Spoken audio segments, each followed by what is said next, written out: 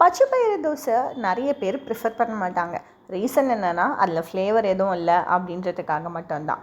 ஒரு தடவை இந்த மாதிரி ட்ரை பண்ணி பாருங்கள், உங்களோட ரெகுலர் ரெசிபீஸில் ஆட் ஆகிடும்.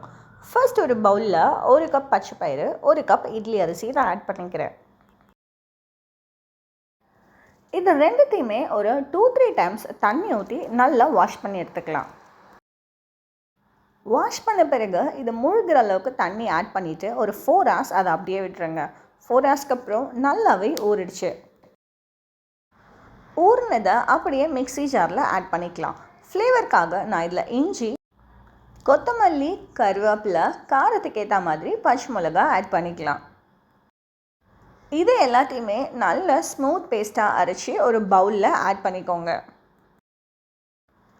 இந்த ஸ்டேஜில் நான் இதுக்கு தேவையான அளவு உப்பு ஆட் பண்ணிக்கிறேன். மாவு ரொம்ப கெட்டியாக இருந்ததுன்னா தண்ணி இன்னும் கூட ஆட் பண்ணிக்கலாம். தவா சூடான உடனே வழக்கம் போல் தோசை பண்ணுற மாதிரி பண்ணி எடுத்துக்கலாம். எண்ணெய் மட்டும் கொஞ்சம் தாராளமாகவே ஊற்றிக்கலாம், அப்போ தான் நல்லாவே கிறிஸ்பியாக இருக்கும். ஒரு சைடு வெந்த உடனே ஃப்ளிப் பண்ணிவிட்டு திருப்பியும் நல்லா வேக விட்டு எடுத்துக்கலாம்.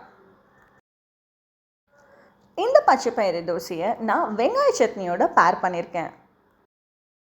மார்னிங் பிரேக்ஃபாஸ்ட் இல்லை நைட் டின்னர் ரெண்டுத்துக்குமே நல்லாவே சூட் ஆகும். ட்ரை பண்ணி பார்த்துட்டு கமெண்ட் பக்கம் வாங்க, மீட் பண்ணலாம் எப்படி இருக்குன்ட்டு.